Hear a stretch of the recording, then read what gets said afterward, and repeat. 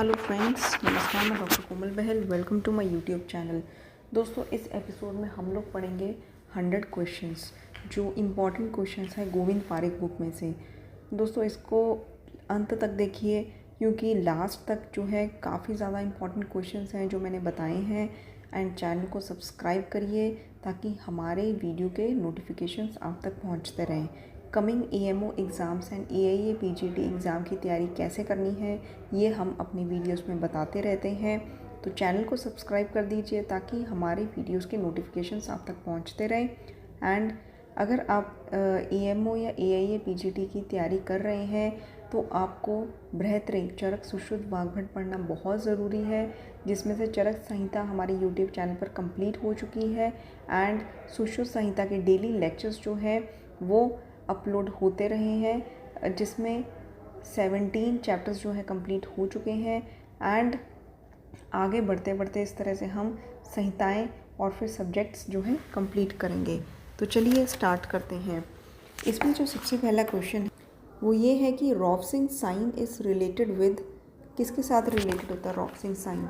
तो इसमें 4 ऑप्शंस आपको दिख रहे हैं। मैं आपको डायरेक्ट इसका आंसर बता देती हूँ। एक्यूट अपेंडिसाइटिस शब्द प्रादुर्भाव किस दग्ध का विशिष्ट लक्षण है? त्वक दग्ध का। ये क्वेश्चन रिपीटेडली आ चुका है 2-3 एग्जाम्स में। एंड अनाहत चक्र का आश्रय स्थल कौन सा होता है? हृदय। सत्य बुद्धि का वर्णन किस आचार्य ने किया था? चरक आचार्य। वात का दारुण लक्षण किस आचार्य ने बताया था? वात का दारुण गुण चरक जी ने बताया था। And visual and auditory hallucinations कौन सी पॉइजनिंग में मिलते हैं? धतूरा की पॉइजनिंग में। कौन सी धारा के द्वारा बलात्कार की परिभाषा को स्पष्ट किया गया है? IPC 376।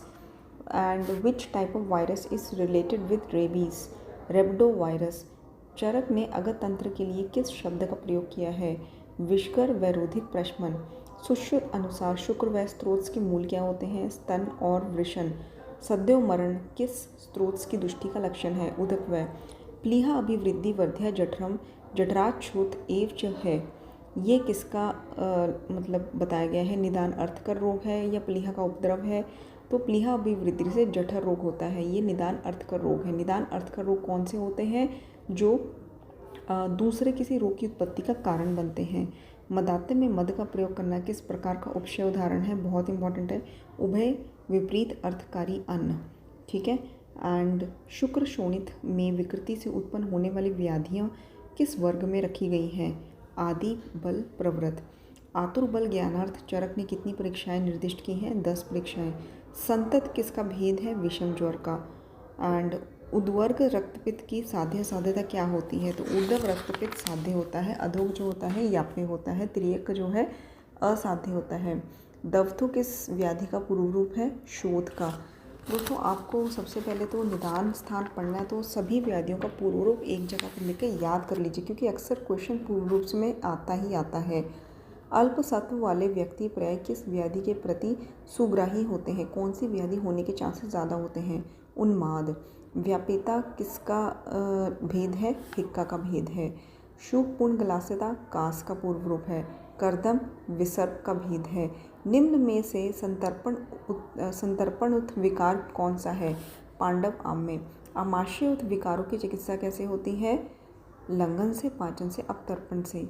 मांस प्रदोषज विकारों की चिकित्सा कैसे होती है? इसमें ऑप्शंस दिए हुए हैं। लंघन, तिक्त, सर्पी, सिद्ध, बस्ती, पाचन। उपयुक्त में से कोई नहीं, तो इसमें उपयुक्त में से कोई नहीं। ठीक है।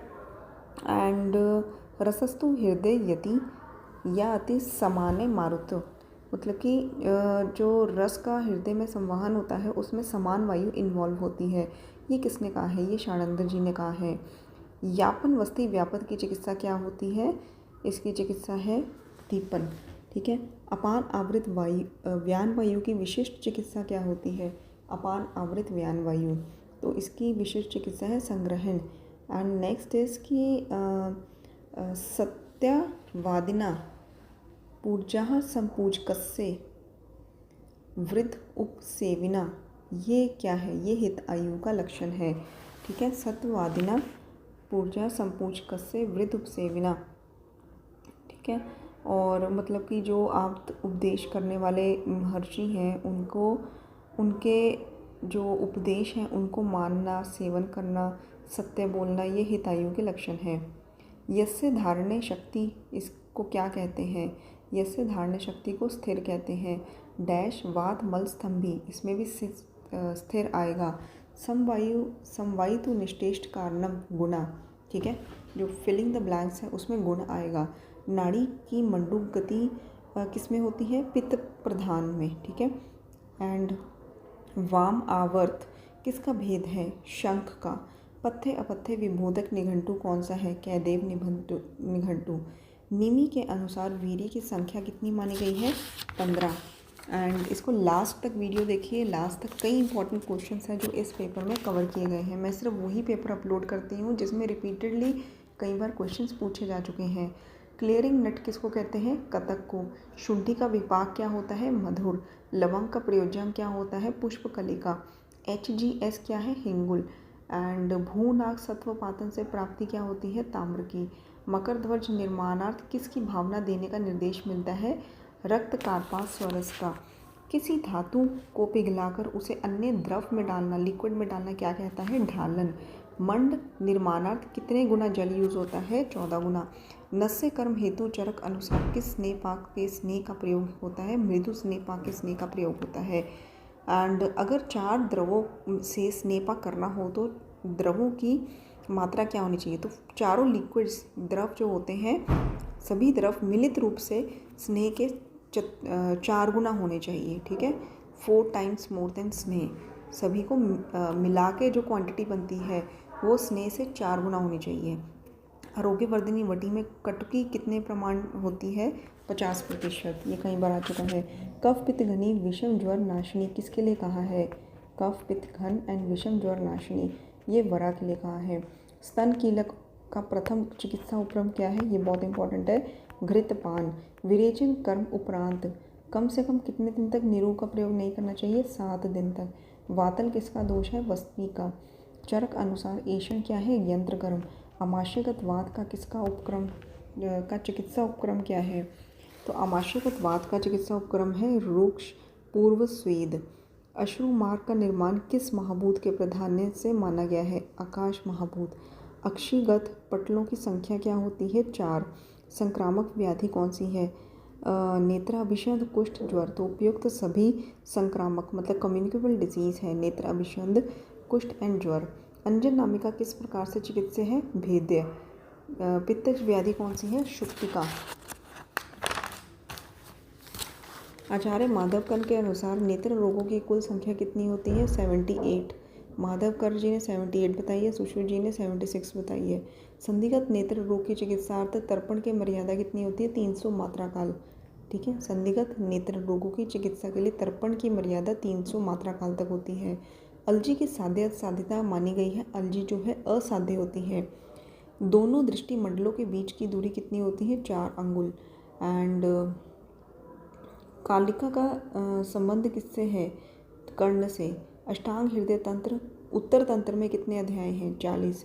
तुंडिकेरी चिकित्सा की दृष्टि से किस प्रकार की व्याधि है? ये भेद्य चिकित्सा होती है इसकी। खिल स्थान कहाँ पे मिलता है आपको? काश्यप में। हनुसंधि भग्न में, ये मैंने कल ही अपने सुश्रुत संहिता चैप्टर नंबर 18 के एपिसोड में बताया था। हनुसंधि भग्न में किस प्रकार का बंधन बांधना चाहिए? पंचांगी बंधन। जबकि अकेले हनु में हम लोग बांधते हैं खटवा बंध, ठीक है। और षडांगर अनुसार तैल से कर्णपूरनाथ उचित समय कितना माना गया है? कौन सा माना गया है?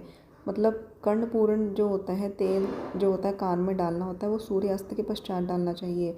सुश्रुत अनुसार घ्राण का देवता माना गया है पृथ्वी, ठीक है। नेक्स्ट इसकी वक्त्रम वक्र भवेत अस्मिन दंत भंगश्च तीव्र रुक, कि दंत भंग होना, बहुत ज़्यादा तीव्र पेन होनी, दंत टेढ़ा होना, ये भंजनक के लक्षण हैं। लांगली का प्रयोजन क्या है? मतलब प्रयोग कहाँ निर्दिष्ट होता है? क्या इंडिकेशन है? लांगली जो है अपरा पातनार्थ प्रयोग की जाती है। Spalding sign is found in intrauterine death. प्रसव के समय गर्भिणी द्वारा प्रवाहन कब किया जाए? जब लेबर पेन हो, मतलब आवी के दौरान। आचार्य सुश्रुत के ने पक्षाघात की चिकित्सा के लिए अणु तैल का किस रूप में प्रयोग निर्दिष्ट किया है? तो अभ्यंग के लिए अणुतैल प्रयोग करना चाहिए इन पक्षाघात। वाग्भट अनुसार सूतिका का अभ्यंग किससे करवाया जाना चाहिए? बलातैल से। काश्यप के अनुसार सूतिका काल माना गया है 6 मास तक। 7 वर्षीय बालक को विरेचन के बाद शूल हो गया, उसका क्या चिकित्सा की जानी चाहिए? तो उसको पट स्वेद दिया जाना चाहिए। एंड नेक्स्ट इज विवेक किस महाभूत का विशिष्ट गुण है? आकाश का। वाग्भट अनुसार कला की उत्पत्ति किससे मानी गई है? क्लेद से। काश्यप अनुसार फुफ्फुस की उत्पत्ति किससे मानी गई है? प्लीहा से। कव शोणित मांसानाम सारो डैश प्रजायते। तो कव शोणित मांस का सार जो है वो जीवा को कहते हैं। स्त्रोत का पर्याय क्या है? निकेत पंथ रसायनी। तो उपयुक्त सभी निकेत पंथ रसायनी स्त्रोत के पर्याय हैं। मातस्तु खलु डैश नाड़िया गर्भ नाभि नाड़ी प्रतिबद्धा। तो मातस्तु खलु रस वहायाम नाड़िया। माता से जो नाड़ी में रस का वहन होता है, गर्भ नाड़ी जो होती है माता और शिशु में कनेक्टेड होती है, इंटरकनेक्टेड, तो उससे रस वहन होता है। मातस्तु खलु रस वहायाम नाड़ियाम गर्भ नाड़ी प्रतिबद्धा। ठीक है। एंड नेक्स्ट इसकी जो गंधाद उद्विजते शुभात किसका लक्षण है? तो ये सद्योगर्भित जो अभी अर्ली प्रेगनेंसी के लक्षण होते हैं, नई प्रेग्नेंट हुई है लेडी तो उसके लक्षण है। ठीक है। किसी भी प्रकार की गंध से उद्विजते मतलब कि नौसिया होना। जाति कुल देश काल वय व प्रत्यात्मनीयता क्या है? ये प्रकृति के भेद हैं। ठीक है। मातंग लीला किससे संबंधित है? गज आयुर्वेद से। चक्र तैल का प्रयोग किसके चिकित्सार्थ किया जाता है? निरुद्ध प्रकाश। एंड चक्रपाणी द्वारा लिखी गई भानुमति टीका उपलब्ध है चरक के सूत्र स्थान पर। ठीक है, केवल सूत्र स्थान पर है भानुमति टीका। वट को किस वर्ग में रखा गया है? वनस्पति वर्ग में। वनस्पति क्या होता है? जिसके फल और फूल दोनों होते हैं। आचार्य चरक क्या कहते हैं कि मूल का संग्रहण काल क्या होना चाहिए? मूल का जो संग्रहण काल होता है वो ग्रीष्म और शिशिर ऋतु होता है। अरिष्ट निर्माणार्थ अनुक्त मान होने पर गुड़ कितने प्रमाण में लेना चाहिए? 1 तुला। त्रिभुवन कीर्ति रस की भावना द्रव्य कौन सा नहीं है? तो इसमें नींबू वसा निम्ब धतूर। तो नींबू वसा धतूरा तो है भावना द्रव्य, जो नहीं है वो है निम्ब। ठीक है। अल्प पक्ष शुत तृष्णा संताप स्वेदे दोषा किस प्रकृति का लक्षण है? भूख और तृष्णा कम लगनी है, संताप स्वेदे दोषा, तो ये कफज प्रकृति का लक्षण है। सुश्रुत अनुसार अस्मरी का भेद कौन सा नहीं है? कफज पित्तज रक्तज या शुक्रज। तो रक्तज जो है अश्मरी का भेद नहीं है। डैश मेधा, तो इसका आंसर आएगा ग्रहणेन मेधा। तो दोस्तों हमारा ये एपिसोड यहाँ पे संपन्न होता है। एंड जल्द ही हम डेली जो है और भी सारे टेस्ट पेपर्स लेकर आएंगे। जो भी आप AMO एग्ज़ाम्स की तैयारी कर रहे हैं तो साथ साथ MCQs जो है प्रैक्टिस करने लर्न करने बहुत ज़रूरी होते हैं, ताकि आपकी स्पीड मेंटेन रहे क्वेश्चन पेपर में। ठीक है। तो अगर आपको हमारा व्हाट्सएप ग्रुप ज्वाइन करना है जिसमें हम डेली की पॉइंट्स चैप्टर वाइज अपडेट कर रहे हैं, तो वो 15 दिसंबर को स्टार्ट होने जा रहा है। 50 रुपीज़ उसकी मंथली फ़ीस है। इस नंबर पर आप मुझे पर्सनली व्हाट्सएप करिए टू ज्वाइन द ग्रुप। धन्यवाद।